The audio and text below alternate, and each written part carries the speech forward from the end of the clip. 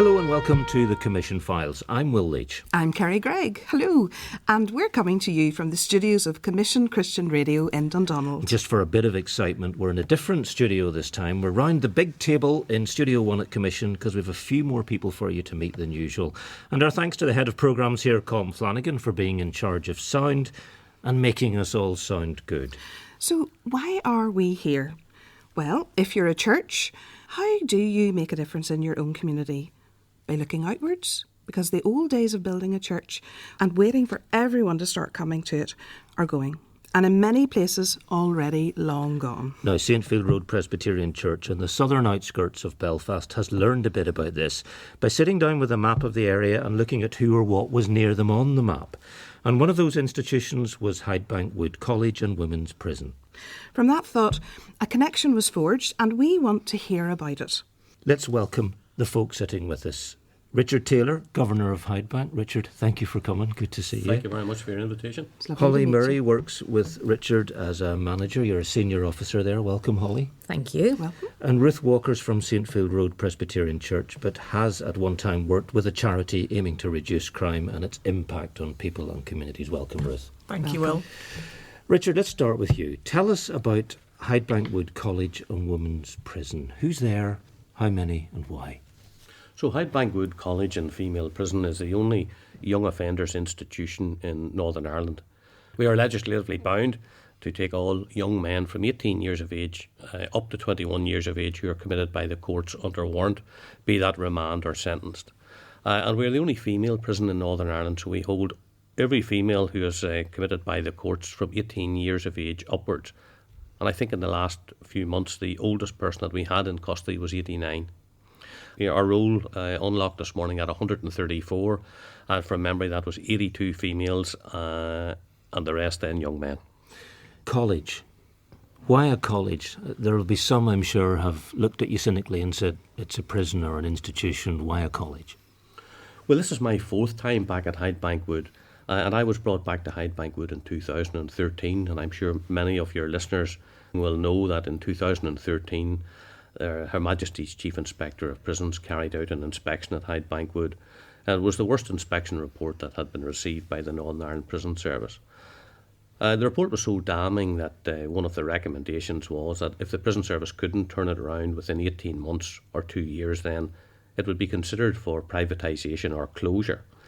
And I was appointed at that stage to come in and head up what was commonly termed as a task force for change. And one of those elements that we looked at was regime. So I joined the prison service in the 1980s, and certainly whenever I joined, the ethos of the prison service was security, security, security. And now, 3.5 decades later, things have changed dramatically. So our ethos now is on regime, regime and regime. And certainly it was very clear in 2013 that there was no regime. The UK government, one of their aims for programme for government was to create secure colleges where learning and skills became the focus for those people who are detained by the courts. Because the fact is that many young men and women coming into our custody have opted out of school pre-teen years. In fact, with the work of Holly and her team in this past couple of years, we have branched out to look at those people coming into custody with what we would term now to be based on the spectrum. So the Secure College in its infancy in 2013 was a concept, and we crossed the line in 2015 whenever we completely had changed the college, changed the demographics, changed the teaching profession, and opened as a secure college in 2015. You see, you take people's instinctive impressions. They hear the word prison, and all they've got to go on is 50 years ago and Ronnie Barker and porridge on the TV and sitcoms, and seem to be poles apart from that impression to what you're talking about now. Yes, and we find that quite regularly. And I mean, that's one of the questions that I asked any visitor. And I think it's very fair as an organisation for people to look at us. And my own experience going back to the 1980s, we were very insular as an organisation. And when I say insular, no one came into prisons unless they were working there or committed by the courts. And when I say no, and even the postman and the milkman, when they were delivering their goods, they delivered them outside, and we went out and met them and took them off. So no one actually got through the gate.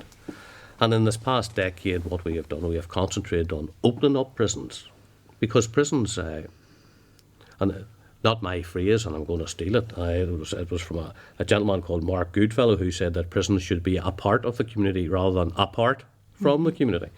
And we looked at that, and what we have found is that bringing people in, having a look at what we do, and I started by saying one of the questions that I'll say to any visitor at Hydebank would tell me what your thoughts were in coming here today.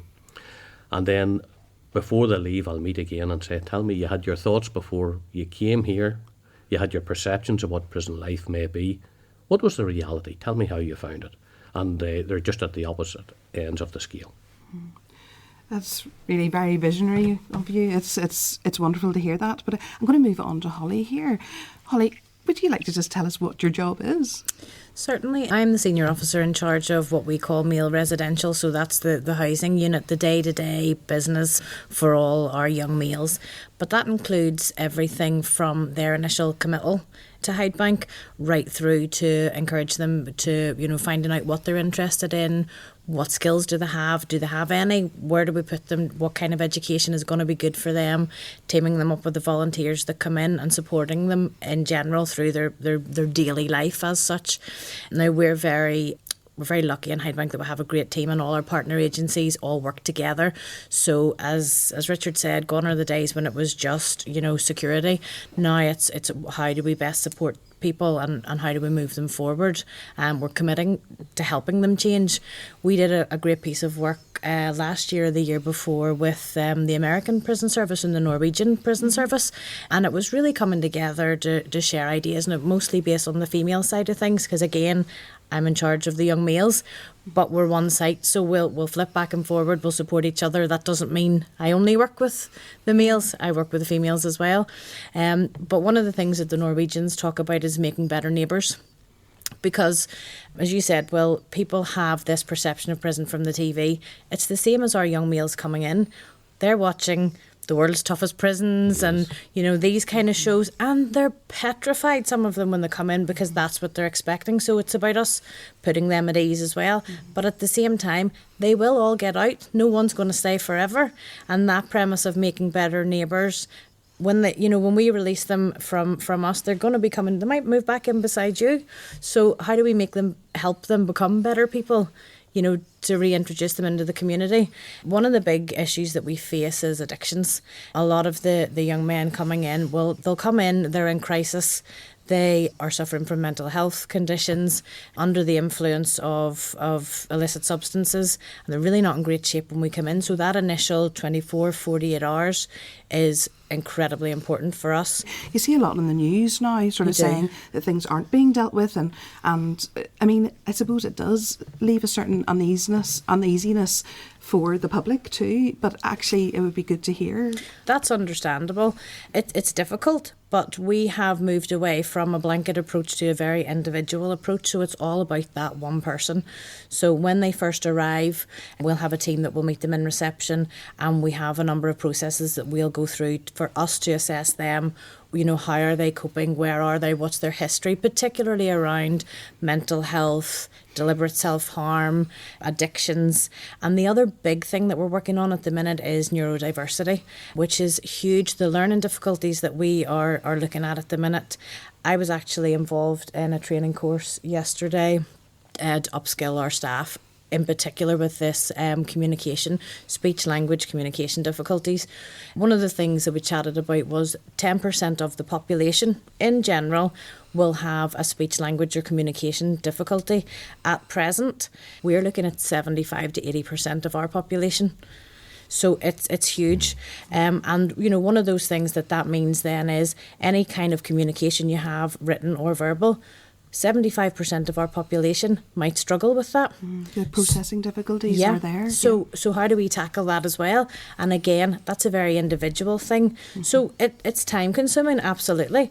But we have to do what works, because, even ourselves around the table, what works for you, it might not work for me, might not work for you. But, so an individual approach really. And as I say, we're very lucky to have such a good group of partner agencies within our establishment an incredibly supportive senior management team, because sometimes we have to think outside the box.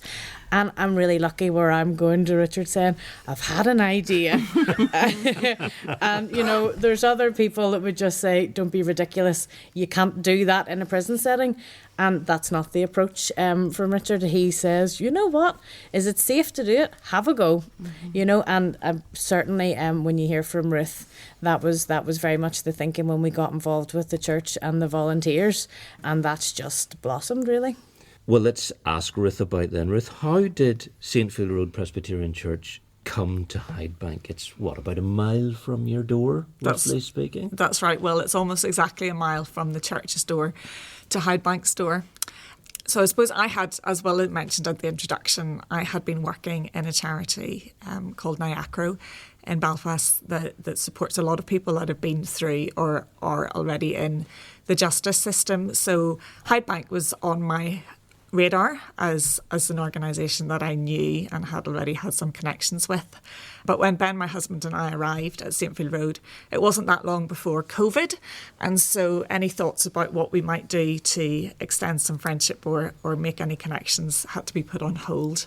But once we got beyond COVID and could start to open up again, as Will mentioned also earlier, we were conscious that Hydebank was one of the organisations or one of the agencies involved in our local area. And I suppose as a church, not only were we aware of Hydebank, but we were keen to think about as a church, who are our neighbours and what are our neighbours doing on a Monday morning, on a Tuesday morning, right through the week. We quite often have in the service an opportunity for people from the church to share a little bit about what they do this time tomorrow. So at 11:30 on a Monday morning, what would you be doing as a retired person, as a teacher, as a social worker, in whatever sphere of life you may be in? And so it got us thinking, what are our neighbours around the community doing during the week, those that haven't yet been through the doors of the church?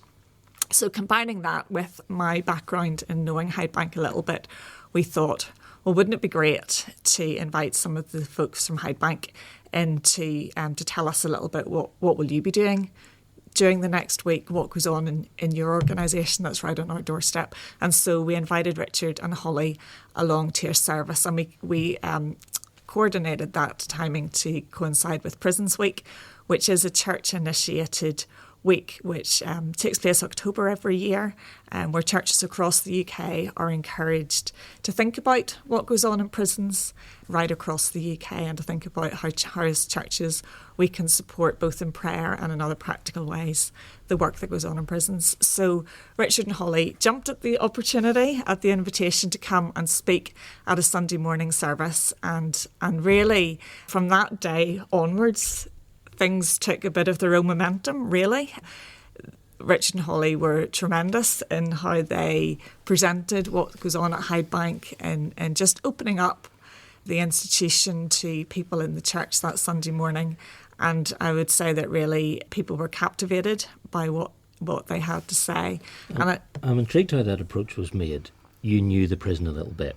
You knew the institution, you knew some of the people, but you have to make that initial approach and say, how about? And also you've got to a congregation you're going, they want to do what? So there are dynamics there about just how you get people on board with a connection you're trying to make. Yeah, I suppose, we maybe saw the service as the opportunity to get people on board. So we didn't ask for any permission from the church to invite Richard and Holly, but we thought, well, we'll take inviting them and having them take part as sort of as the barometer, if you like, is their interest, is their appetite here to And did you find get a out good more. response? Oh, we got a huge response. I mean, I know, Richard, you were heading off for a flight the afternoon of the service and struggled to get away at the end. That's right. And I think for us it was something, certainly the first time that I had been involved, and I think Holly touched on it when she said about the rules at Hydebank, which is probably different in terms of its setup than any other business. I think we're very lucky, I think, to have the jobs that we have. It's a complex environment. It's a very unique environment. I know I joined the prison service in the 1980s as a prison officer, and very proud to be a prison officer. Second generation, my late father had been a prison officer. But as Holly said, a unique environment in terms of, I think a lot of people look at my role and say, well, the governor defines really what happens. But my philosophy is slightly different. I have a fabulous team of people that work with me, and Holly is very much to the fore of that team. You don't surround yourself with the very best people that you can find and then tell them what to do. The business has to work the other way. You surround yourself with the very best people that you can find and they tell you what to do. And that's how the involvement of Hydebank has happened. The invite for the church service, never done it before. Looked upon it with a bit of trepidation, I have to say. Yeah, we want to hear about that. Yes. Yeah, and it was only, and I mean, it went so well. I think Couldn't have been more I think welcome. we were captivated rather than the audience, and the level of involvement from the young people who were there and some of the questions. But it was only afterwards, whenever I was heading from a flight, and I got a phone call from our Director General that said, that was fantastic, Richard. That was absolutely fantastic. And I said, I didn't see you in the audience. He said, no, we watched it on the TV. Oh, it was streamed. So I my didn't goodness. I didn't realise it was streamed. And, Would you have any church connections yourself? Yes, through my own church in Banbridge. I'm originally Newry. That's probably your listeners will Yes. listen to the accent and say, well, that's Yeah, not a Belfast or a Banbridge accent. But But it was originally standing from the other side of the pulpit that was. Oh, was very the, much, very much. So yes, and different being job. invited up onto the stage, I think was where we talked about our day and daily role and about our regime and about the people that we work with. And so, what are you striving for now? Well, our team work together in terms of making a difference, and we have a couple of clear strap lines there. So, changing people's minds and changing lives is our real focus, because people coming into our environment will come in, as I said, by the courts.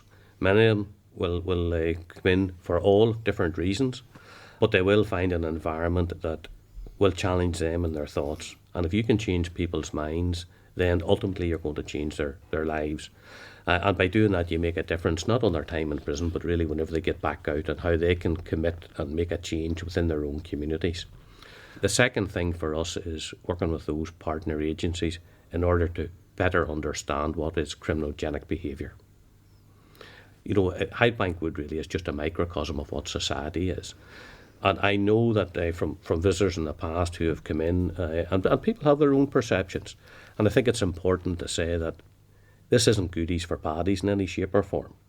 We recognise that people who are committed by the courts have either been committed for a crime that they have been involved in, or there is a weight of evidence that says they must be remanded into custody until a trial takes place.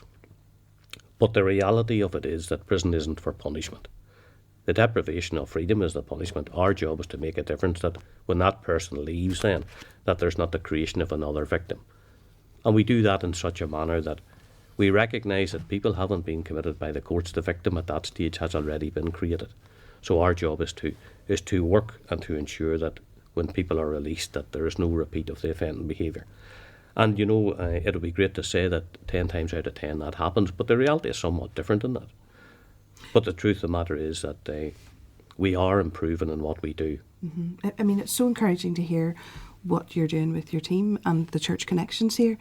Do you think the media actually works against you? I think that my personal opinion and my professional opinion is that prisons don't make good news stories, particularly when it comes to the tabloid newspapers. Equally, we've been very well supported by national press, by Radio 4, by people who come in and get a genuine understanding of what happens. Prisons are custodial establishments. They, like every other walk of life, they have people there who have got their own opinions. They have people there who will find life challenging. The very fact that they've come into custody, they will come in with a whole range of emotions and a whole range of thoughts, and those have to be managed. So it's not unusual for Hydebank Wood or for McGabry Prison or McGilligan to appear in the Sunday papers, and it's normally a very negative story. Something's happened that shouldn't have happened. Yeah. Starting point. Exactly. And for us, it's the realisation that those things will happen. They will happen in custody, and if we were to say that there will never be an incident that will happen in a custodial imprisonment or a custodial establishment, we would be fooling ourselves. But our job is to manage, try and predict what those things are, and to try and put in a strategy in order to counteract that. Holly, those community connections that we've been talking about, and for example, that day when you went to Saintfield, what's the value of those? Why do you consider those? I know Richard does, but why do you consider them important? A couple of different reasons, really. Whenever we were invited out to the church, and as I know I said to Ruth and Ben at the time, we couldn't have been made more welcome. It's been a long time since I've been to church, I'll hold my hands up and say. So even for me to go in and see just how modern things were these days, it wasn't like Sunday service when I went to Sunday school. I was like, there's a band, there's that, it was really impressive. But one of the big things for us is, as I said, when people come into custody, they're generally at their worst, and we work tirelessly to support them. And that's hard sometimes. I mean, I remember when I was going through prison college many years ago, I had asked my tutor, who's unfortunately not with us any longer, John, how do you do it? How do you keep going? You give them so much and then they let you down. And he said, if you get one. And that's kind of where I've always went, if you get one, now we hope we'll get more, but if you keep that in your mind, if we help one, then we've done our job, And we put so much into them, which is great, and we support them, and we can get them in a really good place through the different programmes, through teaching them, through positive role modelling, all of that. But inevitably then they will leave. And once they go through the gate, we can't support them any further, and we're fooling ourselves if we don't think that there's still a stigma in the community for people that have been to prison, because there is, and we have to prepare them for that as well. So one of the things is that we can signpost them to somewhere outside where there's a friendly face, there's someone there to support you when you get outside, because a lot of them are going to go back to the same communities, the same friend groups, and you're going to fall back into the same issues that you had that brought you in, and the addiction side of things is a big part of that. We did a bit of work last year or the year before with the Belfast City Choir, and Ruth actually came and got involved in that as well, and that's another place, so maybe when they're going and they're thinking, I'm going to go and meet my friends and I'm going to do, perhaps now they have an option. Do you know what? Maybe I'll call in and have a cup of tea with Ruth. And it might be enough, but it's about that support outside that we can't physically offer. And the other side of things is, whilst we will work tirelessly to support everyone, we're only one person at a time. Our resources are limited. Money will always come into play. When you go and say, boss, I've had an idea, that's great, what's it going to cost? Because we have to be realistic in that as well. And the volunteers giving up their time has been incredible. As I said to you, the neurodiversity that we're looking into at the minute, the learning difficulties, the vast majority of our male population in particular, and the females, we have dyslexia, we have a high ASD population. Some of our guys never went to school. If they did go, between undiagnosed issues with ADHD or things like that, then they were the class clown, and then they got kicked out of school. So they were never educated. Some of them cannot read and write. We're looking at the minute with an average reading age of our male population of 8 to 10 years old. So whether we're looking to kind of P4, P5, that's the average reading age. So we have classes there. We will endeavour to get them some kind of qualification before they leave. But again, it's a numbers game. And for Ruth's volunteers coming from the church, they've come in and they're working with our lowest level learners to get them to a point where they can come into a class and actually achieve a qualification. Obviously, you're talking about the church community involvement there. Yeah. Would you, Ruth, you would have different members of your congregation maybe coming and teaching literacy, or what are the sort of things that they do? Obviously, Holly, following on from there. Yeah, so since that day of the service, I suppose there's maybe been about 5 main ways in which the church has started to build a partnership with the prison. Some of the staff brought some of the residents to our carol service that first year back in 2022. And again this year, and just an opportunity to come and be part of what's going on in the church over Christmas, which was lovely. And similarly, some of us from church were invited to take part and attend the carol services that go on in Hydebank Wood. The second thing which Holly alluded to is the choir. So Hydebank would have a choir for males and female residents, also from some of the prison staff and some of the other agencies that work in the prison. And about 6 or 7 of us from the church joined the choir for last year and took part in the concert. We no longer take part in the choir because of changes to when the practicing goes on, but the choir has gone from strength to strength, as Holly said, under the leadership of Belfast City Chorus, is it? Yeah. So that was a great sort of step in as well. Holly also alluded to the fact that a number of members of church go in a couple of mornings a week to help with learning support, and that's their involvement. We've also been involved with some joint fundraising. The college elect a charity to support each year. Last year that was the air ambulance, and the church got behind helping some fundraising activities, which actually created a bit of a sense of energy and fun. It was incredible. We had a great few days, different things, but we were very proud to then go and present the cheque to the air ambulance that funded the air ambulance for a day. So it was great, but we couldn't have done it without the support of the church as well. And one of the things that folks listening may not be aware of is that Hydebank are award-winning sheep breeders. Yeah, I wanted to get to this. I was wondering who was going to Tell us about the lambs. Yes. Well, the first thing to say about the lambs is that we had a coffee morning at church to raise funds for the air ambulance fundraising effort, and 2 of the young guys in Hydebank who had been really involved in caring for the sheep, including managing the lambing process over the lambing season, and brought 2 of the most beautiful, very fragile little tiny lambs very cute to our coffee morning, and as you can imagine, they absolutely stole the show. And what about the goats as well? Yeah, we have goats. We're actually waiting any day now. So, 29th, I think 2 days ago was the opening of the window for lambing. So, any day now we're expecting our first lambs. Oh, I'd love to see that. See, it'd be a good time for you to come and visit turn us. up half an hour later. Quite honest with you. I think we're 17. We're due 17 lambs. So.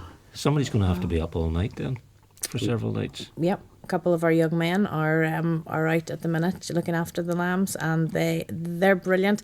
And when they first come in, they didn't really have, I don't think, any great knowledge of lambing. Or we're very lucky last year with one young man who was a sheep farmer before he came to us, so he then brought the others along. And that's another thing that we would do with the boys a lot, is that kind of peer mentoring and buddying, builds confidence for them, but it lets them share skills between each other as well, because sometimes, especially that age group, sometimes they'll take information better from a peer than they will, from an authority figure as such, because the reality is a lot of people in our care haven't had particularly positive relationships with authority figures, be it teachers, social workers, the police.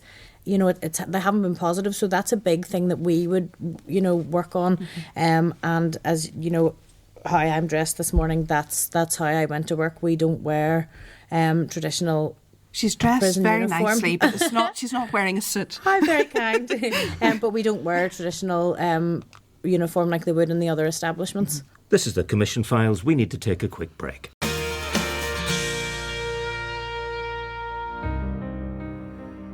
He was a prince in Egypt, or so he thought.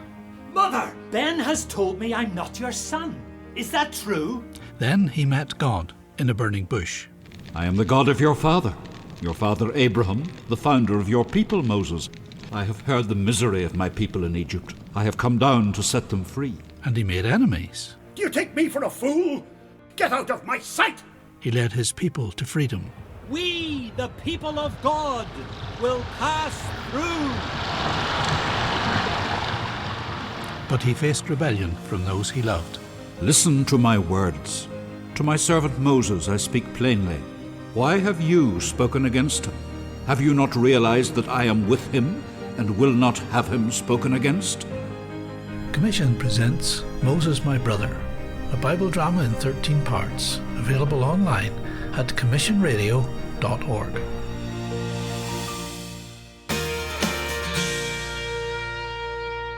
We're back and talking with Richard, Holly and Ruth. You've used a word several times, and I'm so curious. I'm going to ask you both about it, which is Boss, I've got an idea. You've talked about all these ideas. Give us an idea, the pair of you, of the kind of things that Holly's come to you with, Richard, and you thought, oh, well, yeah, there's the sheep and the lambing. I don't know whose idea that was. But what sort of things are you trying? Well, I think the charity work, and that gives a focus establishment-wide for those that live and for those that work at Hydebank Wood, including all of those voluntary and community sector organisations. The other thing is the animals. So pet therapy isn't a new thing. But pet therapy within a custodial establishment, within really an inner city area, although we're sitting just on the outskirts of Belfast, many of those people who are committed into us come from inner city areas. To come into an establishment and to have the benefits of animal husbandry, to be taught animal husbandry, to be qualified and gain a qualification in animal husbandry, has the effect of transforming people's minds and transforming their lives. So what we have saw is, particularly with young men and women, particularly for those who are suffering from health issues, whether that be addiction or substitution. Initially what we had done is we brought in dogs. We brought in 2 Labrador dogs for pet therapy for young people who were continually self-harming and self-isolating and who were having difficulties. For us, it was the fear that they would succeed at taking their own lives. And through Holly and her team's work, then that manifested itself into bringing in hens, the benefit of looking after the hens, of collecting the eggs, of being able to cook with the eggs, bringing in sheep, and we touched on our sheep. So last year we were very proud to have a Best in Show award at Balmoral. Yeah. Which is not easily got. No. No. There's a lot of people from farms who will be going to beat them this year.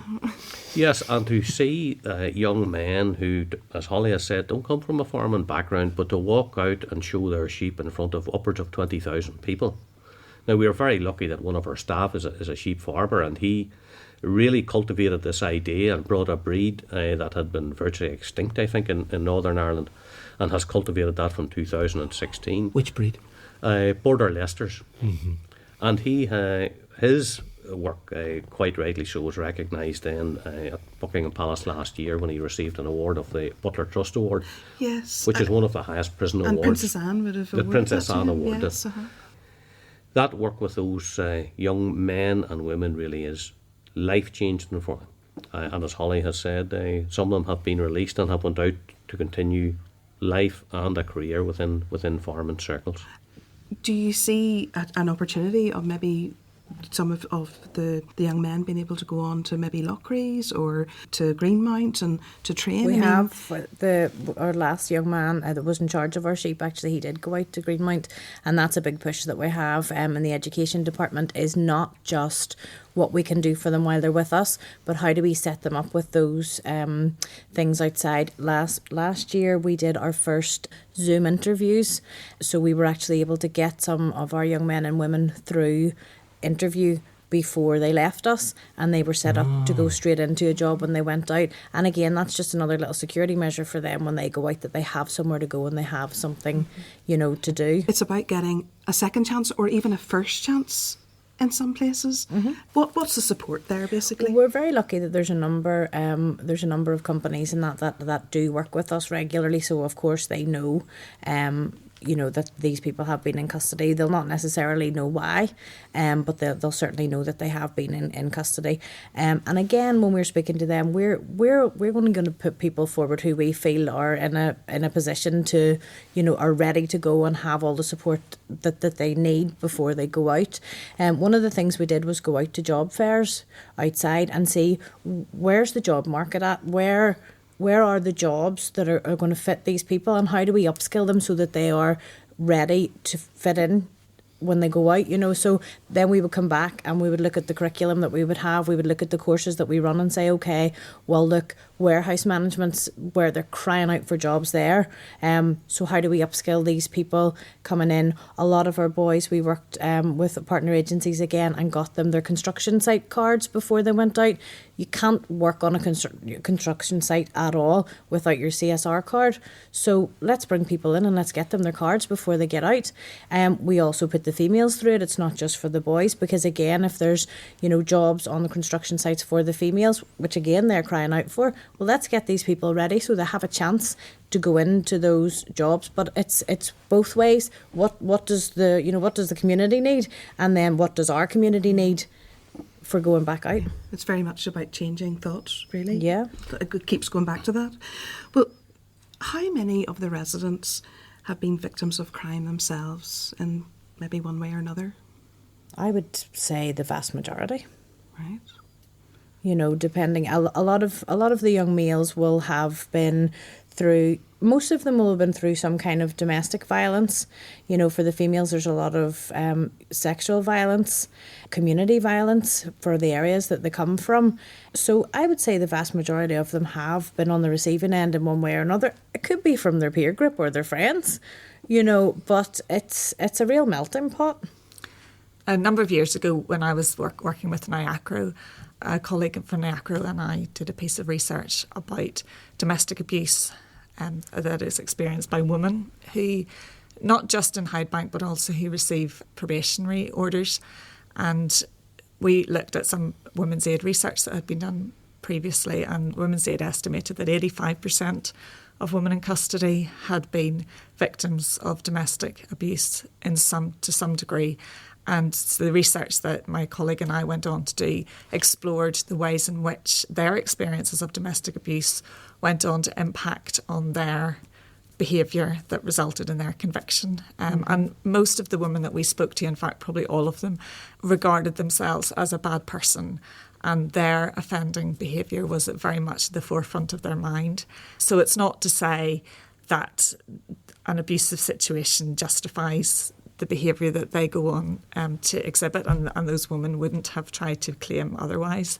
But it is to say that in so many cases, for women in particular, the abuse that they have experienced, either because then they haven't had access to the household finances, so they have shoplifted, they have self-medicated to in some way cope with abuse that they have received.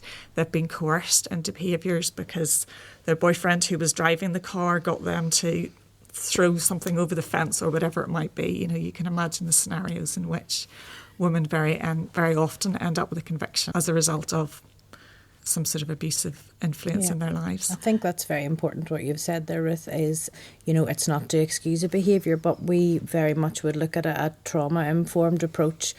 Those traumas that people have suffered, a lot of adverse childhood experiences and childhood traumas right through, and for the females, can be older. Those traumas then, how they manifest in their behaviour, both outside and inside custody. And sometimes then when you understand the background, where they've come from, what they've experienced, then it helps you to understand the behaviours that you're seeing, and then how do we tackle that? It boils down to there's always reasons for behaviours, and what's shining out here, listening to all of you, is the word compassion to me. And it's actually showing compassion to someone who's vulnerable. We talk about challenging behaviour being needs driven. So if someone's, exhibiting challenging behaviour, what is the need behind it? And how do we address that? See, Richard, you do get challenging behaviour in life. Life is messy, people are messy and mixed up. And you sometimes have situations you don't want, but you have to deal with them. So I don't know what your term for it, but you have a unit where if people effectively have to have some kind of sanction, I don't know if you call it a punishment unit or whatever. Close supervision. Yeah. And there's a care supervision environment for people as well who need that. That's not easy. No, and I suppose the uniqueness of the job is that it changes very much on a daily basis. But for us to really be committed to making that change, and I just wanted to say that, Hydebank Wood is just one cog in a very big wheel. We're very proud of the work that we do, but equally we recognise and are very proud of the work that our colleagues in McGabry do and McGilligan do. Again, complex prisons, complex situations to deal with. And all of this is led from the programme from government. And problem-solving justice is something that we are committed to looking at and making significant changes. But all of those changes and the support from the community couldn't have happened without the direction and support of our Justice Minister, our Permanent Secretary.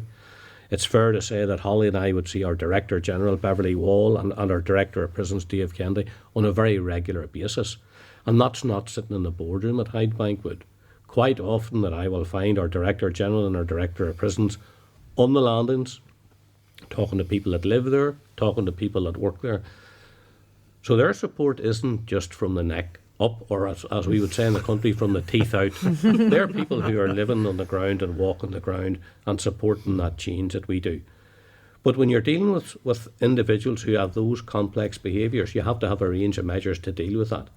And some of those measures are, first of all, restricting activities until you've got a risk assessment that allows them to associate with people that doesn't present a risk to them, but does prevent an incident happening either to them or to others. And then to widen that out into working in the community, going to activities with the church. As Holly said, we're extremely well supported by employers in Northern Ireland in terms of offering work and job placements. And a lot of those people do that, and they do it anonymously because in their own, I think, social conscience is that they want to put something back through their own work. And as one employer said, the other thing about it is, Richard, that whenever I need people to come in and work in my hotel, whether it's front of house or back of house, I tend to go to an agency and work off a list. And the agency sends me a person who presents themselves on the day that I know nothing about.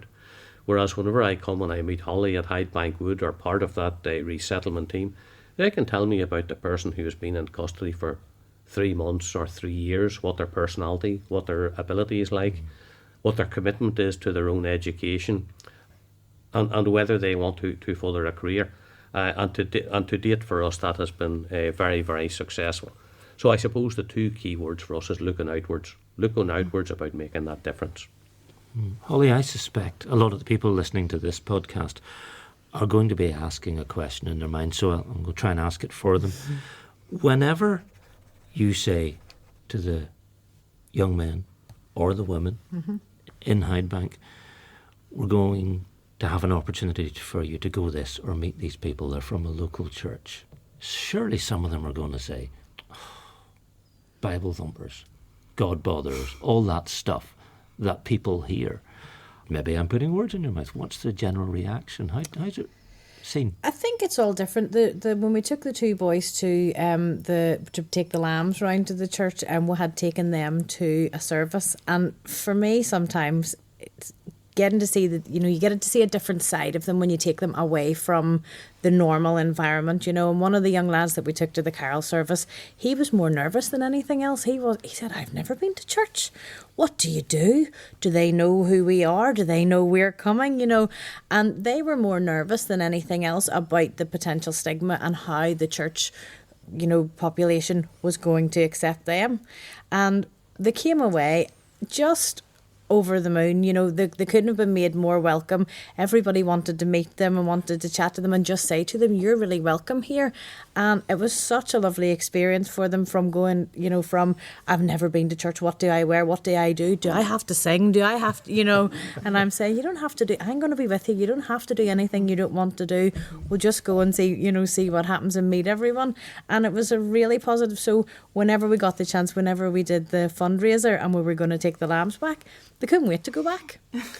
That's wonderful. The buns probably helped as well, let's be honest. But that's very big technology. Yeah, absolutely. And actually, it's quite a sad reflection from the outside world viewpoint of church then too, that they did feel that sort of. I don't think it should be seen as a reflection on the church. I think it's a reflection on society in general. How are they going to be accepted when they go outside, regardless of who it is, and do they know that we have been here, and do they know why? So I think that's their general feeling of what happens when they go out through those gates. Why do we as a church do anything that we do? And we do it all, I suppose, ultimately in the name of Jesus, because we believe that Jesus has the power to change our own lives and our own situations and perceptions, and we believe that he has the power and the desire to do that in everyone that we meet and that we come across, including those that we don't naturally meet or naturally come across. So in terms of why does the church do anything that it does everything it does because it believes that Jesus has the power to change lives, and we want to be part of that process. It might mean it in really practical ways, and just offering a hand of friendship. What we've talked a lot about, which you mentioned earlier, is a sense of compassion, showing concern, recognising the dignity that there is in every human life, because everyone, with no exceptions, is made in the image of God and bears that dignity of being made in such an image. So that's just a sense of, why does any church be motivated to do what it does? Because everybody warrants being treated with dignity, respect and compassion. The other thing I would just observe is one of Richard's and Holly's key sort of interests is really changing hearts and minds and public perceptions about what goes on inside prison, about the types of people who end up in prison and about their journey after prison. And it's nearly 18 months ago that Holly and Richard first came to that first service. And it was only about 6 weeks ago that somebody came up to me in church and said, "Do you know that Sunday that the people came from Hydebank to speak really changed my views about the people in Hydebank?" That was their perception that, gosh, for years I've thought about, those so-and-sos who live here in Hydebank. And it was the first time that I really had my perceptions challenged and changed. And that was nearly 18 months after the event. And I thought, well, isn't that really interesting? That's just one person's example of what the prison service part of what the prison service aim to do to change hearts and minds and to challenge perceptions. Because the reality is that every one of us, probably every time we get into our car, breaks the law.